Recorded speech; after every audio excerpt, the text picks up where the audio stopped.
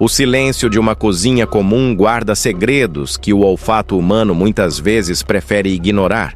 Mas em uma casa modesta na cidade de Garanhuns, Pernambuco, o aroma que emanava das panelas não era de tempero caseiro, e sim de algo muito mais sombrio. Antes de mergulharmos nos detalhes perturbadores deste caso que chocou o Brasil, se você sente aquele calafrio na espinha ao ouvir histórias reais que desafiam a lógica e ultrapassam o limite da moralidade, inscreva-se no canal Lendas Malditas, pois aqui a realidade sempre supera a ficção. Imagine caminhar pelas ruas ensolaradas do agreste pernambucano, onde a hospitalidade é quase uma lei entre os vizinhos e a vida parece seguir um ritmo lento e previsível. No entanto, em 2012, essa tranquilidade foi estraçalhada por uma descoberta que transformou a casa de número 108, na Rua da Liberdade, em um monumento ao horror. Ali viviam Jorge Beltrão Negromonte da Silveira, Isabel Cristina Pires da Silveira e Bruna Cristina Oliveira da Silva. Um trio que, aos olhos da vizinhança, não passava de uma família excêntrica, mas que, entre quatro paredes, exercia uma influência maligna que ninguém poderia suspeitar. Eles não eram apenas vizinhos silenciosos. Eram os arquitetos de um plano macabro que envolvia rituais, manipulação e a forma mais extrema de atrocidade humana. O que a polícia encontrou escondido naquela cozinha, enterrado sob o concreto, não foi apenas o fim de vidas inocentes, mas o início de uma investigação que revelaria como o mal pode se vestir de normalidade.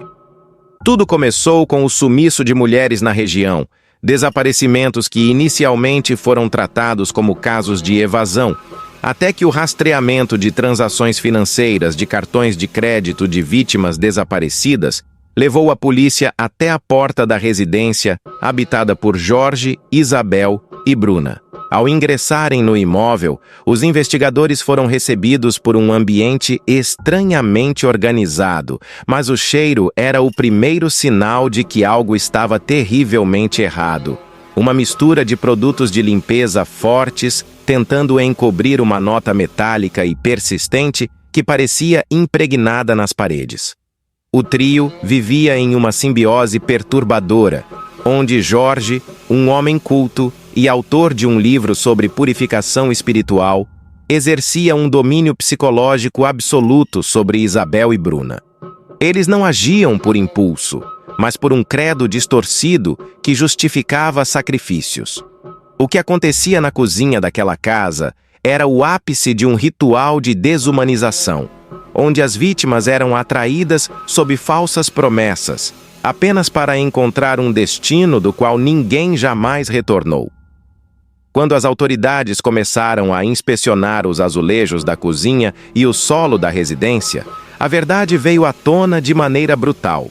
O que eles encontraram não eram apenas restos mortais, mas evidências de que a carne humana havia sido incorporada à dieta do trio. Eles descreveram com uma frieza que ainda hoje faz os policiais veteranos estremecerem, como as partes dos corpos eram cortadas, cozidas e transformadas em recheios para empadas que eram vendidas na vizinhança sob o pretexto de serem um negócio doméstico de culinária. É difícil processar a ideia de que vizinhos e pessoas desavisadas consumiram o que, na verdade, era o resultado de uma tragédia humana. A casa, com sua cozinha funcional, tornou-se o cenário de um crime que desafia a compreensão. Dentro daquelas paredes, Isabel e Bruna auxiliavam Jorge em cada etapa do processo, desde a abordagem das vítimas até a limpeza minuciosa do local, garantindo que nenhum vestígio pudesse denunciar o que jazia logo abaixo do piso. A frieza com que confessaram os detalhes, sem qualquer sinal de remorso, como se estivessem narrando um procedimento rotineiro, é o que torna o caso de Garanhuns um dos mais assustadores da história criminal brasileira. Eles falavam sobre um credo distorcido que justificava a purificação através do sangue. A psicologia por trás desse trio é um labirinto de distorções, onde a convivência prolongada e a crença cega em um líder criaram um ecossistema de violência autossustentável. A cozinha, um local destinado à nutrição e ao afeto familiar, foi transformada em um abatedouro.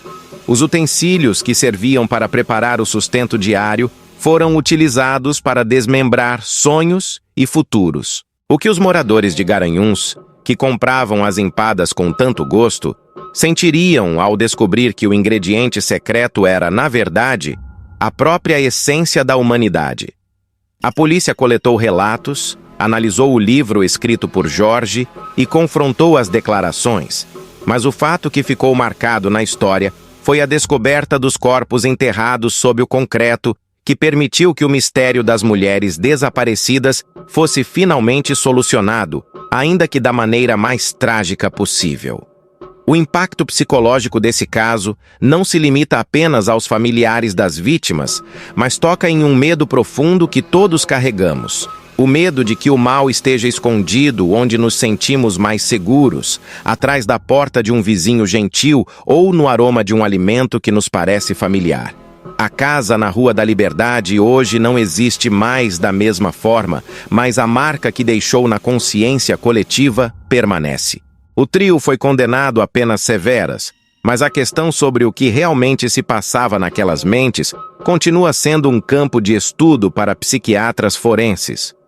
Como pessoas comuns, vivendo uma rotina aparentemente banal, conseguiram cruzar a linha da civilidade de forma tão profunda? A cozinha do canibal de Garanhuns não guardava apenas os rastros de um crime. Ela guardava a prova de que a bestialidade não precisa de garras ou presas, apenas de um coração desprovido de qualquer lampejo de empatia. O caso serve como um lembrete sombrio de que, às vezes, o horror não se esconde nas sombras das florestas ou em lendas esquecidas, mas na luz do dia, camuflado por sorrisos educados e uma vida que passa despercebida pelos olhos de quem não quer ver. Enquanto refletimos sobre esses acontecimentos, somos forçados a admitir que o humano é capaz do que há de mais sublime e do que há de mais abjeto. Isabel, Bruna e Jorge compõem um capítulo que preferiríamos ignorar, mas que a justiça teve o dever de documentar.